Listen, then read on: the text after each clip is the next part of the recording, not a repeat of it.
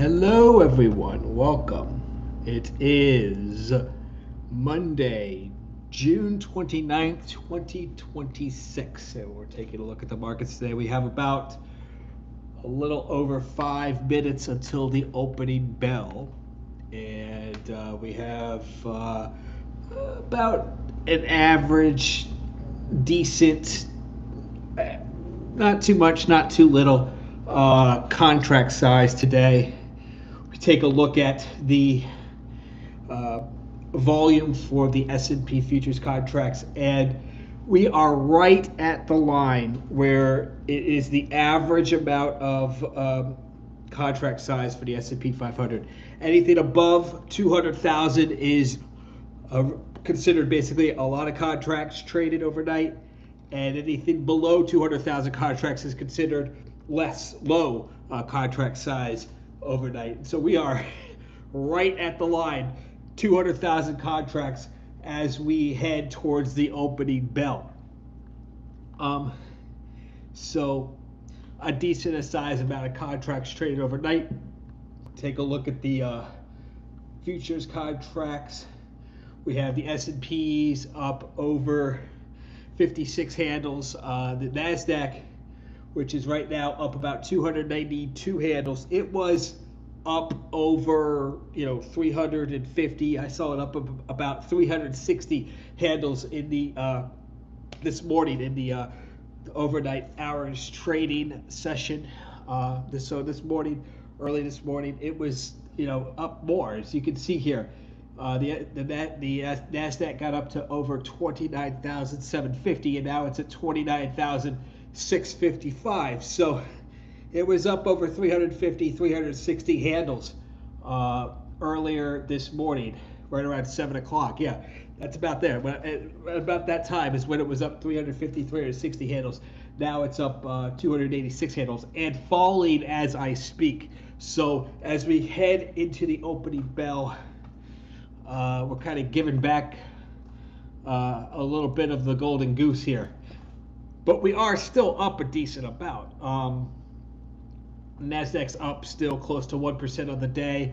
The S&Ps are up just below what the expected move for the day is. The expected move for the day is about 62 handles on the S&P 500, and the S&P futures are up very close to that, just up about 55 handles. So we're going towards the opening bell. There's still construction going on in my building, so I'll be in and out with the market commentary, but I'm going to still share my trading screen so you guys can still tune in and look at the trading screen. But if it gets too noisy with the construction, I will mute my my mic and then tune in later in the day when the noise is not as bad. So with that said, we're going towards the opening bell, and I'm going to mute the mic as the construction, the jackhammering is going on.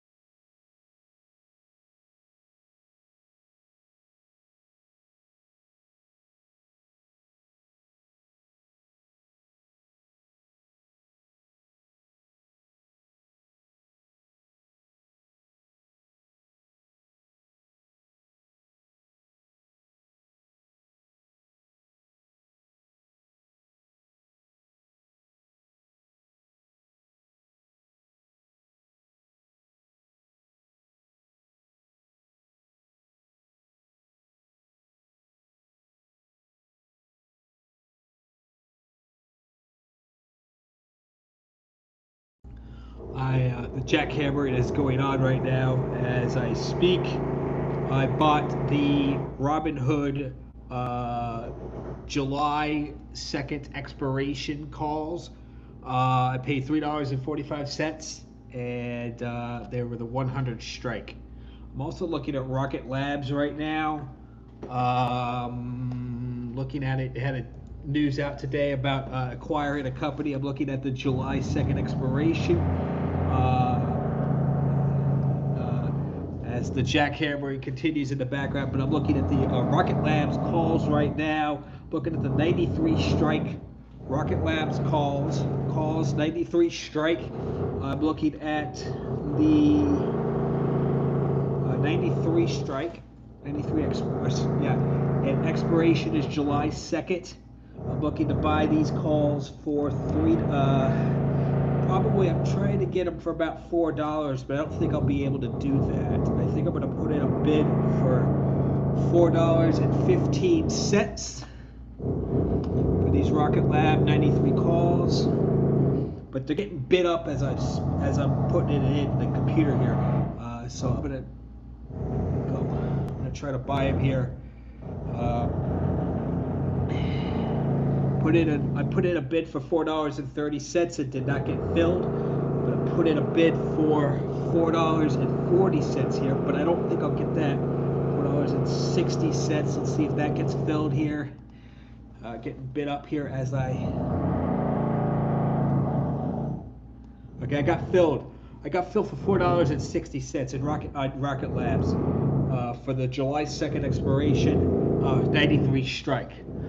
And as I speak, the stock is continuing to get bid up. It's up at 94.56, 94.70, 94.70, and I got filled for 90. I got filled for at the 93 strike for $4.60. So as I got filled, the stock keeps going up. I love this tape action, and I like the action in Robinhood up at $99.40. It's backing off a little bit here though, so. That tape action as I speak, it's not so good as the stock is backing off from $100 a share, but overall it's still good. Let's see if this little dip in Robinhood gets bought as Rocket Labs continues to get bid up as I speak. So I just wanted to fill you guys in, basically just thinking out loud, calling out my trades as I do them. It's the most efficient way to do it.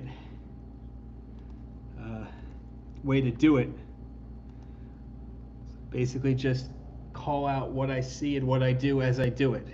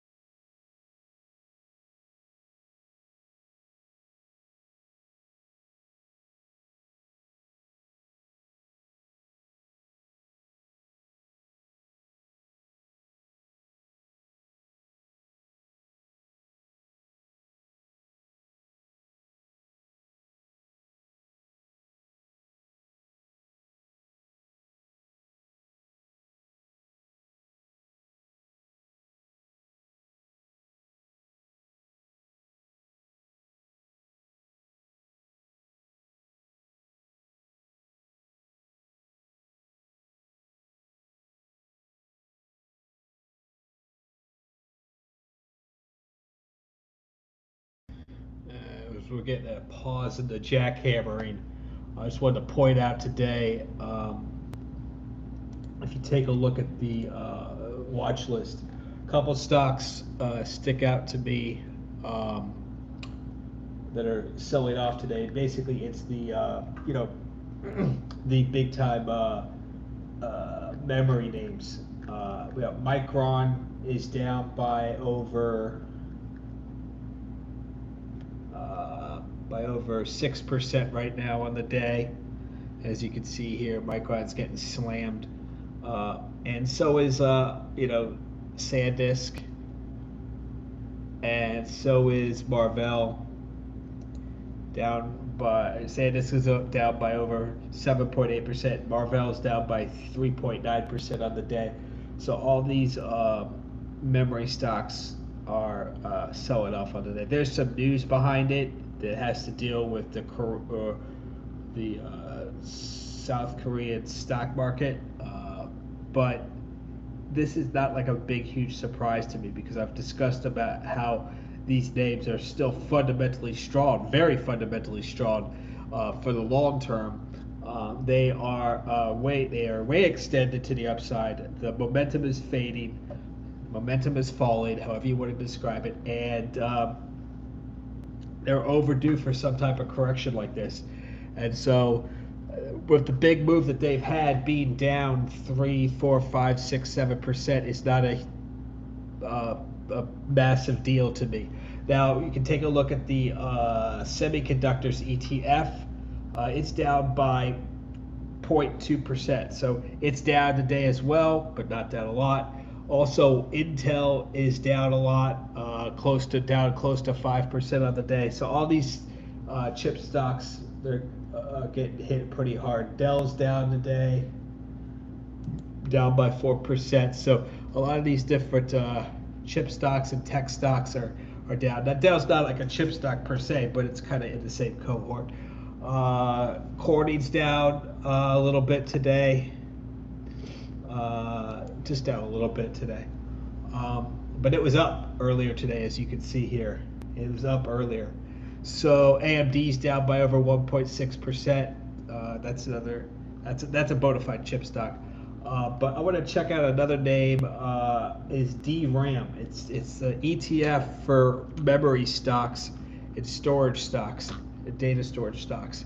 And it is getting hit hard today. It's down by over 5%. So all those memory stocks that we took a look at earlier, they're all down by about 5% on the day. So that's a good read on what's going on with the memory stocks and the semiconductor stocks today. And you can take a look at DRAM and watch this this semiconductor ETF, this memory stock ETF, to get a good read on what's going on with stocks like Western Digital, Micron, SanDisk. Now, what's interesting is Western Digital is up by over $10 today. It's up by 1.8%. So Western Digital is not getting slammed along with Micron and SanDisk, other semiconductors like AMD and Intel, as they are down along with the memory stocks. So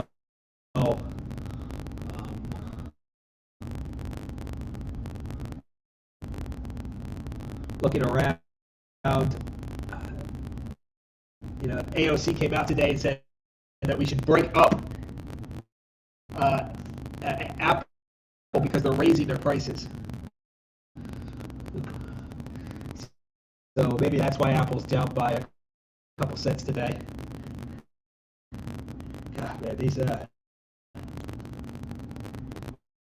of these politicians just make me want to just yeah. So Apple was up earlier when it opened up, and it's come back down on the heels of the AOC comments. We should break up Apple because they're raising prices.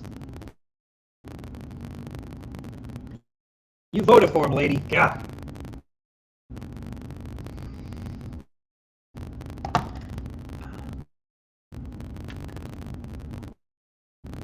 couple stocks are rallying big time today. Let's go through those.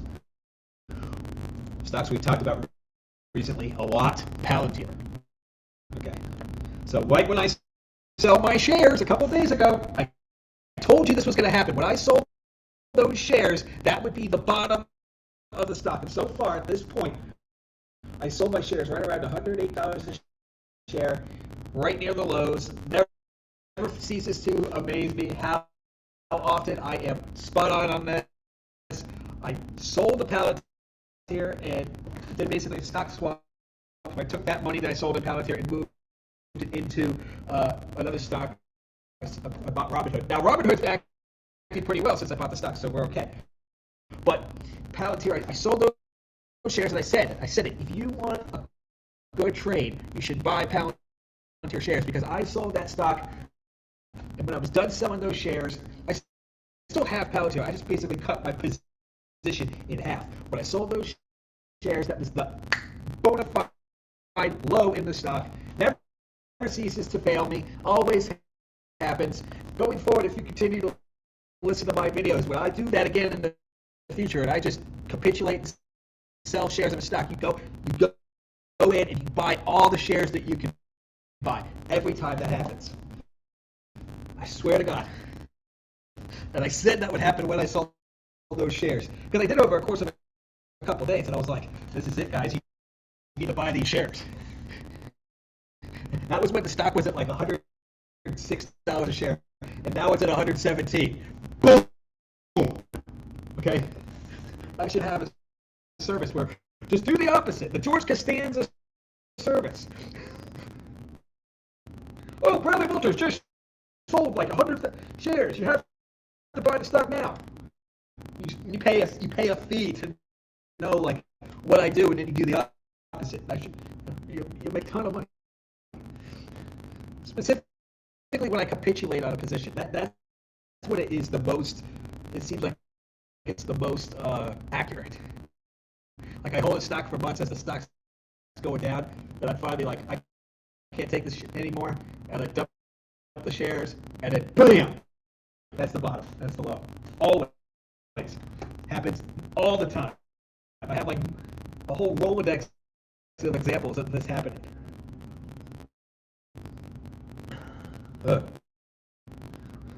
So the stock that I went into, that I bought more of, I basically doubled down, was Robinhood.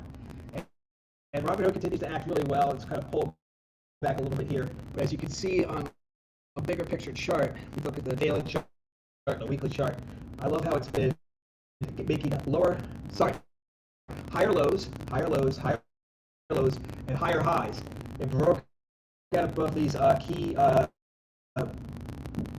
kind of resistance levels, and I love how this most recent pullback, we pulled back to the 20-day moving average and have bounced off of it. I love that action, and we bounced off of that on Friday, and we're continuing to trade higher today. Great tape action. Slow line continues to trade higher and higher, and this recent pullback has had the rate of change and the fast line to go back into the negative, and they're starting to bounce back. I love how the rate of change has like a bounce back here. So everything looks good. Basically, the trend is higher. The next target on the Robinhood is to retest the sweet highs here at 112, right about where the band is at 109. So that 109 to 112 levels is this target for Robinhood. The jackhammering is starting to get. I want to also point out Amazon is up big today, up 4.5%, $10. So that's a great move. I like it. I think Amazon can be a buy here. It bounces off of that Bollinger Band, and then it's right at the 20-day moving average. Buy cross over here, the rate of change, and you see how fast line is now above the slow line like this. I think it's good. I'm very bullish on Amazon for the long term, but it's had a big correction. Sell off over the past 2 months. With that said, as the jackhammering persists, I'm going to mute the volume, and we'll continue to share my screen, and talk later, guys.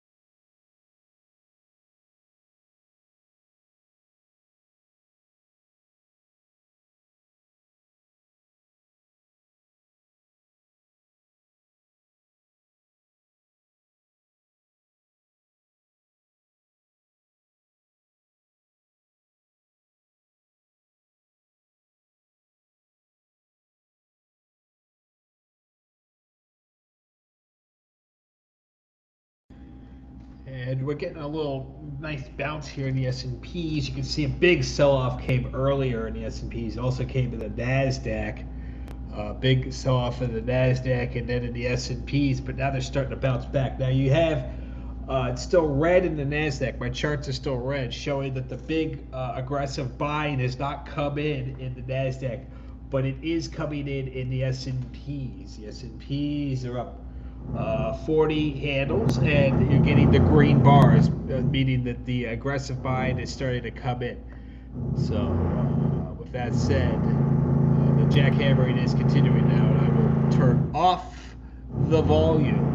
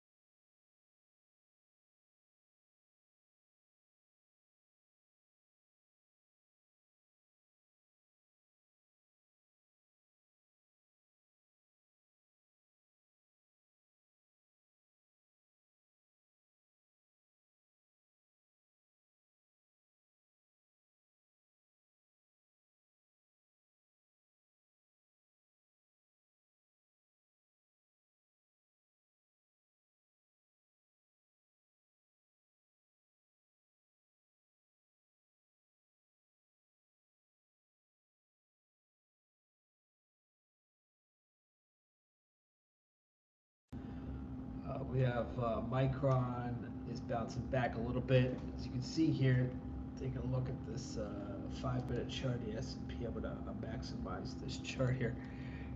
Today has been another crazy day where we have lots of volatility. Everything is moving up and down, up and down. We started up, then we shot up, then we sold off, then we're bouncing back. It's been a crazy day today. But I wanted to take a look at Micron here.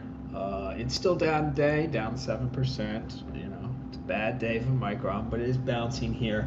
We'll see if this is just a reactionary bounce or we get another leg down. Personally, because I want the stock to bounce.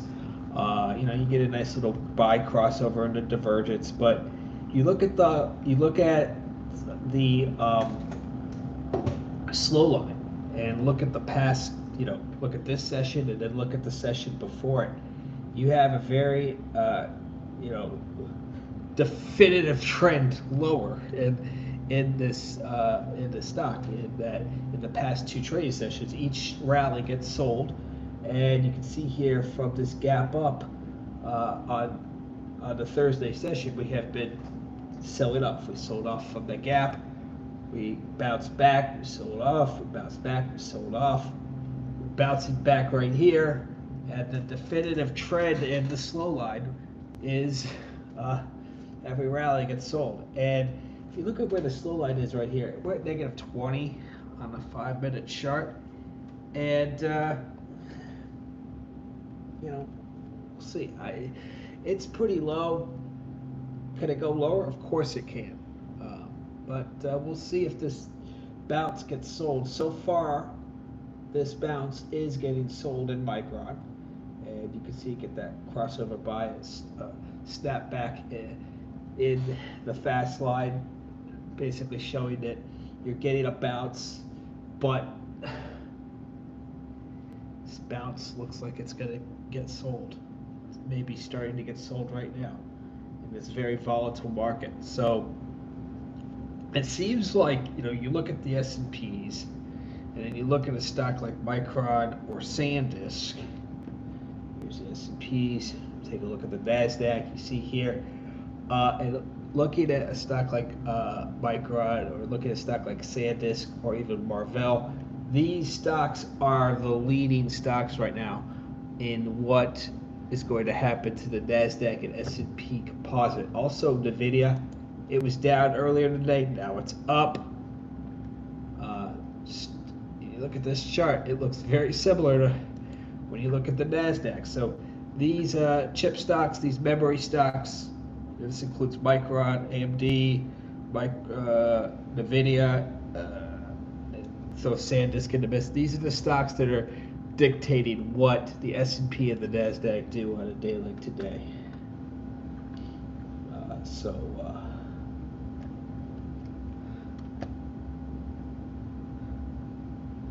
That's what's going on right now. You can see got that nice bounce off of the lows, but it looks like as I'm speaking that bounce is fading. Let's see if it's fading in the S&Ps as well, and it is to a certain extent. So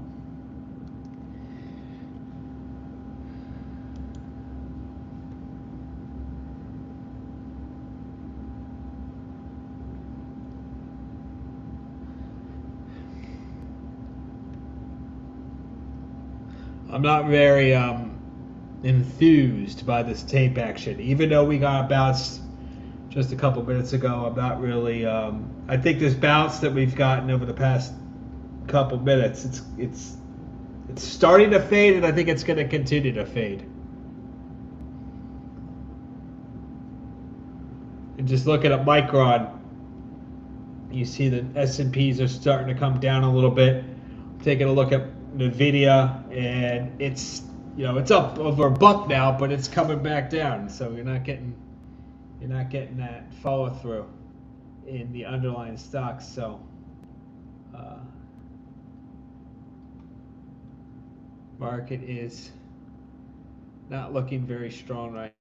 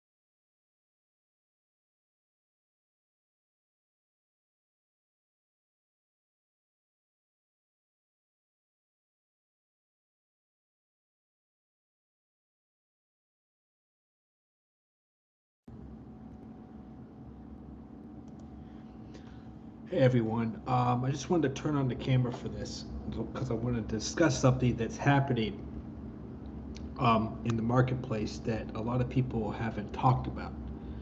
And I don't think a lot of investors, whether they're professional or uh, individual retail investors, have not totally caught on to this.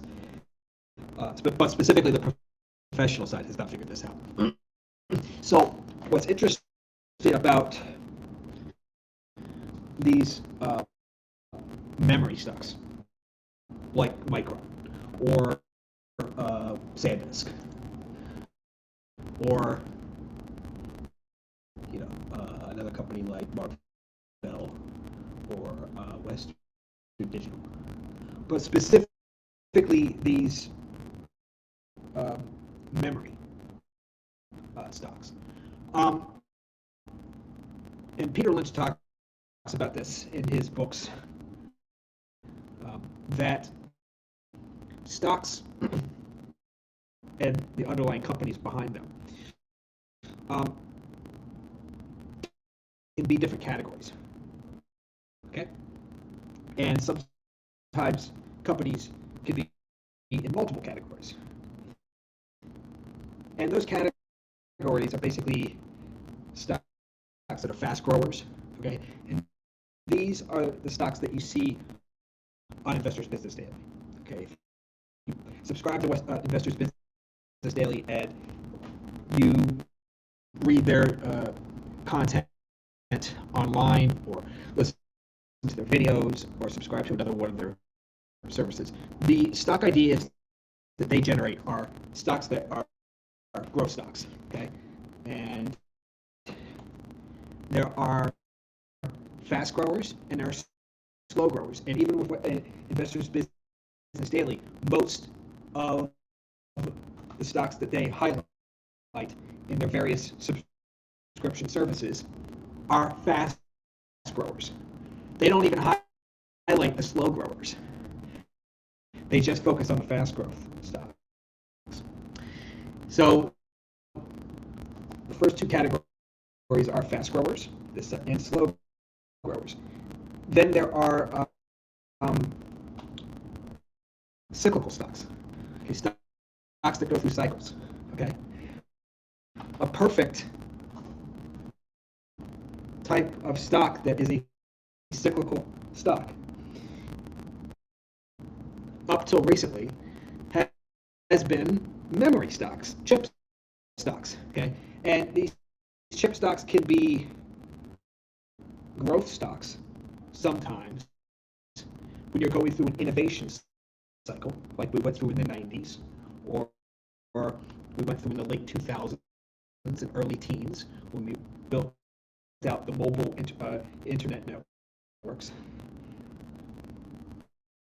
But semiconductor companies, memory companies, even though they can be growth stocks when you're going through an innovation cycle, for the most part, they are cyclical companies, because when you are a business and you're buying technology equipment, there is a lot of cyclicality to it. Okay, if you even think about you and your family, for example, you go through a period of time where you have to buy all these technology products for your family, and then you go through a period of time where you don't need to buy all these different products for your family. You don't have to buy the cell phones for your family or the laptops or various different stuff because you've already bought them and they're good for a few years. And then everything starts to break down and you got to buy the cell phone for your wife, you got to buy the laptop for your kids, you got to buy yourself a new cell phone and a new computer and that kind of thing. So there's a period of where you have to buy lots of computer equipment and mobile equipment like cell phones and stuff. And there's periods of time where you don't have to. You're not spending lots of money on all these different pieces of computer equipment. So semiconductor stocks specifically memory stocks, they don't do well. And the next type of company is turnarounds. And then there are asset plays like banks. Those are specific types of companies that are asset plays. Now, what's interesting about these stocks, like Micron and SanDisk and Western Digital, all these different companies that are not just semiconductor stocks, but also memory stocks and storage stocks, like SanDisk, for example. Taking a look at these various names here, we can look at the DRAM ETF. This is the ETF for memory stocks. Okay, is that these companies are primary cyclical stocks, cyclical companies. As I just described, how they go through a cyclical cycle of people buying lots of memory chips, and then times when they don't need to as much. So Wall Street as a whole has classified these companies as these stocks as cyclical stocks. And even when there is an innovation cycle and there's a period of time where they become to a certain extent a fast growth stock, they're still primarily cyclical companies. However, and I've discussed this in other videos, so you should subscribe and like this video and subscribe and watch other videos that I make, is that the way Wall Street works is they are very, very strict on the models and the rules of how everything works. And in the past, even when you have a specific type of innovation cycle with the cyclical companies, eventually they go through that high growth phase, but eventually they return to being a primary cyclical company. However, this AI technology is developing so fast, and there's so much demand, and supply is so limited. And they talk about this on the Micron conference call, and they talk about this on other conference calls of other semiconductor memory companies, that the cyclicality is going away for the foreseeable future. And these companies may go back to being their traditional, normal cyclical companies in the future, but for the foreseeable future, and that goes out to at least 18 months minimum, their cyclicality of this sector is not happening. And I personally do not think that a big majority of Wall Street professionals, both analysts, money managers, portfolio managers, and so forth, I don't think they've come to the conclusion that you have this change and in the world, and they have not adapted to it. Okay, so they will continue to follow their models where, okay, yes, I can only own X amount of percentage for a cyclical type of company. That's the playbook.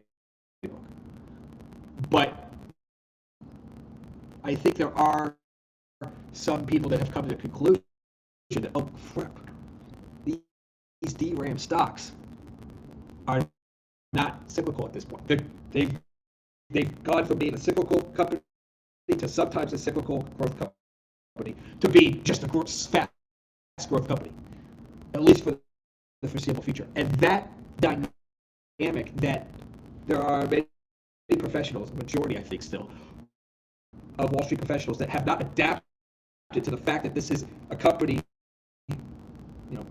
that these technology, semiconductor, memory companies have completely changed categories from being cyclical to being fast grower. That dynamic that Wall Street professionals have not recognized that is your edge as a retail investor.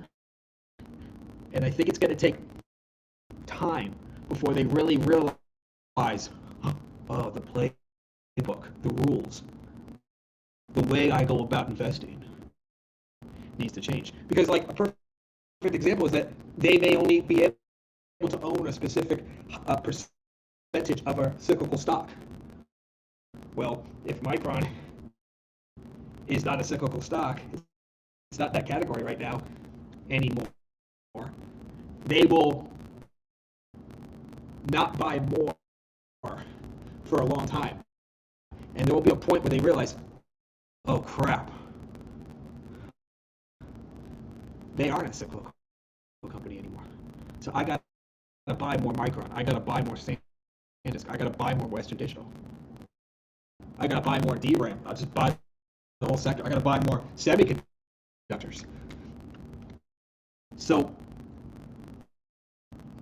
this entire sector is still viewed as a cyclical company. And my bet personally is that we're entering a new age in America. Okay, we've had in the 250 years of our country, we have gone through various eras. Okay, the first era was, and these eras last about 90 years, give or take, 80 to 100 years. And there's a period of transition. Okay, and during these transition periods, there's lots of populism and lots of social unrest. Sound familiar? Because people just can't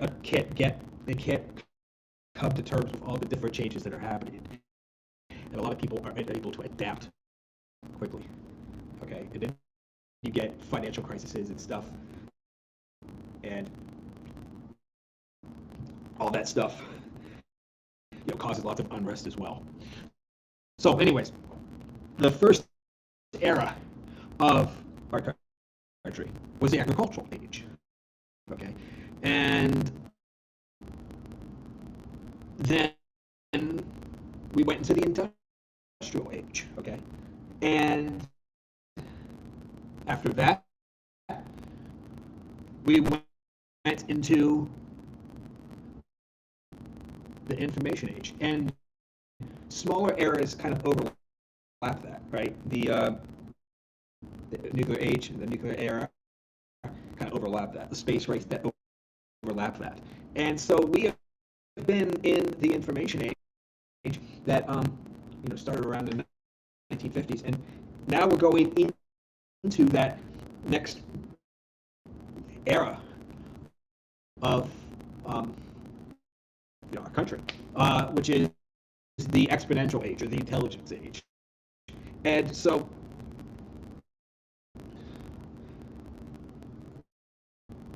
things like companies switching categories and completely becoming fast growers instead of after being cyclical stocks is something that happens when you go into a new era, a new age. And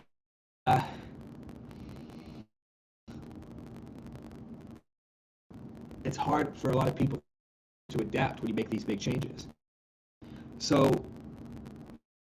I think that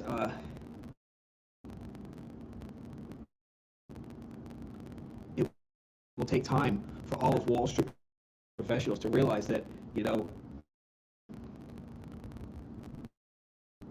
these companies, these technology companies like Micron and Western Digital and SanDisk need to be fast growers, and they need to buy more and more of these companies.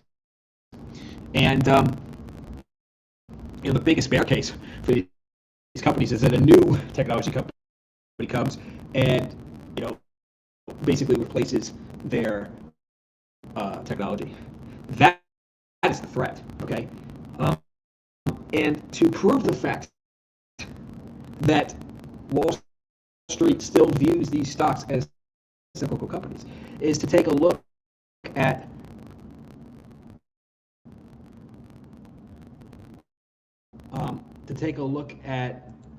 the fundamentals of these companies. And I want to show you here the PEG ratio of a company like Micron. And you see here the PEG ratio is 0.04. The fact that it's that low proves the point that Wall Street still views this as a cyclical company. Because if they viewed it as a fast grower, which in my case, the case that I'm laying out is that these stocks and these companies have switched into being in a new category completely. But the fact that they still view this company as having a price to earnings to growth ratio that low confirms my point that they still view this as a cyclical company, because the reason why the stock has such a low price to earnings to growth ratio is that they think it's a cyclical company. If they thought it was a growth company, they would just keep buying it and buying it and buying it. So even with everything that's going on, the big move that we've seen in Micron over these past couple months is purely because of this EPS growth, earnings growth. You have not gotten any upward move in a stock like Micron because of multiple expansion. Now, follow me on this. If we go to Palantir, okay, and we see how Palantir made a big move in 2025, and in the past couple months, the stock has gotten crushed. But let's zoom out a little bit. Let's take a look at like a weekly chart. See this big move in Palantir, especially that move that we got last year in 2025. The stock has kind of just been, going sideways to down. It's had a huge correction after this huge move. But this move in particular, let's take a look at the move in Palantir on Thinkorswim charts. Look at the weekly chart here. Okay, this move in Palantir here, this move is from multiple expansion. Okay, it had great earnings, but the move itself in the stock was from multiple expansion. The earnings did not justify the move from a valuation basis. Okay, and when you take a look at the fundamentals here, you see you got a decent move in earnings. Okay, but it wasn't a move like you see in Micron. You take a look at the PEG ratio, it's a 0.94. Okay. You look at the forward PE, it's 56, but it was very, very high. The regular PE is 131. Okay. The PE itself, the regular PE, the trailing PE, was over 200. And the forward PE was actually closer to 100. And so as it made its big move up, these numbers, these multiples in the stock, the trailing PE and the forward PE, were much, much higher. And then after you got that huge multiple expansion, then the stock had to take a break. And you had to allow specifically that forward PE multiple to come down, okay, to catch up with the stock. You have not gotten that big push up in a stock like Micron because of a big multiple expansion. My argument is that eventually, at some point in the future, the Wall Street professionals will realize that Micron is a completely different company. It is not a cyclical stock. It is not a cyclical company. And when that happens, and they come to the conclusion that Micron and Western Digital and SanDisk and Marvell are all fast growers and not cyclicals like they have been, you're going to get a phase of multiple expansion, and then you'll get another move in the stock. And what I'm thinking is we're going to have a period of price consolidation and like sideways action that may last like 6 months, it may last 9 months, who knows. And then something will happen, another wave of innovation will happen in AI, because we still have like so many things ahead of us, like automation in automobiles, and then the whole entire robotics stuff that's coming down the road. You can't even imagine it. And then, like, here's the other thing: large language models are just one sense. They're just language. They're just visual. You're gonna have AI that does all different types of senses in the future. And I think when you get that multiple expansion in a stock like Micron, to get this price to earnings ratio from 7 up to 10 or 15 or 20 or 30 or 40, you can easily get another, 100, 200, 300, 400, 500% move in the stock easily. But that may be like, another year or so away. But I think it's fascinating. I just wanted to make this point clear that the stock is moved into a new category, and Wall Street has not recognized that this is a growth stock and has not put the multiple on it that it deserves. And that eventually will come in the future, which will mean the stock still needs to go higher and higher.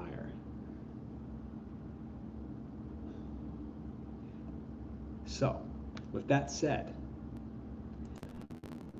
I think that you can get a corrective down phase in a stock like Micron or Western Digital or SanDisk. Okay, it can easily sell off of now.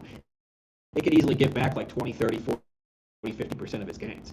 But down the road, as the AI revolution continues, as we transition continues, as the transition continues into the next age of history, from the information age into the exponential intelligence age, you will get another move that is going to be very explosive in these types of stocks and these types of companies. So keep Micron, keep Western Digital, keep SanDisk, keep Marvell on your bingo cards, and be ready to buy the dip, the next dip, because it may last, a little while. It may last, 5 months, 6 months, 7 months, maybe longer. Who knows? I mean, Nvidia has been going sideways for a while. I mean, it had its huge move, and it's been going sideways for months. I mean, basically, the stock is close to where it was back in July of 2025. We're going on almost a year where the stock has basically done close to nothing. So you can get that in these memory stocks. At a certain point, these stocks go nowhere for a year. And then when that happens, you could have money going back into NVIDIA, back into Palantir. We'll see how this plays out. So it's always an interesting game. Maybe there's a new innovation in AI, and money goes into that stuff. So we'll see how this all plays out. But understanding that dynamic of a company going from one category into another and not getting that multiple expansion with it, because the AI establishment the Wall Street establishment has just not caught on to what's going on, is something to be aware of and understand fully. And I think it's just fascinating that it's happened. They're really like into certain things like private equity and stuff like that. They're just involved in that kind of stuff that I think it's blinding them from what's happening and what's going on. And that's why I don't think it's a bubble, specifically because of the supply demand dynamic. There's so much demand, it's increasing more and more. There's not enough supply in just everything. Uh, but I am not naive. I am aware that all innovation cycles have bubbles, and I'm very, very aware that this could become a bubble sometime in the future. But it's not a bubble now. With that said, I'm going to sign off and do my usual research, scanning through, looking at stocks, and I will see you all